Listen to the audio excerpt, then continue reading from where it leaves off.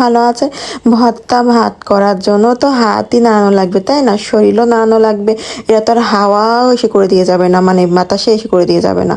তো এটা করার জন্য তো পরিশ্রম। আর ভর্তা ভাত অত সহজ না রে ভাই। ভর্তা ভাত করার জন্য যে প্রসেসিং করা লাগে, একবার করে দেখো কি থেকে কি বানায় তোমরা খাবা তার কোনো ঠিক নাই। মানে ওই যে বল না, ডালের ভিতরে ইঁদুর, ও মনি হবে ভর্তা ভাত। প্রতিদিন রাঁধো, প্রতিদিন বাটো, এই হলো আমাদের কাজ। তা প্রতিদিন কার এত ভালো লাগে বলেন তো?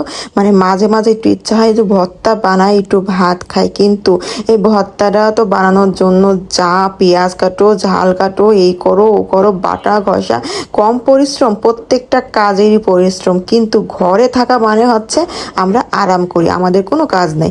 আর যারা বাইরে টোটো টোটো করে কাজ করে তাদের হচ্ছে কাজ, তারা হচ্ছে ব্যস্ততা। ঘরে ঢুকে তারা এমন মুড নিবে দুনিয়ার সব তারা করে আসছে।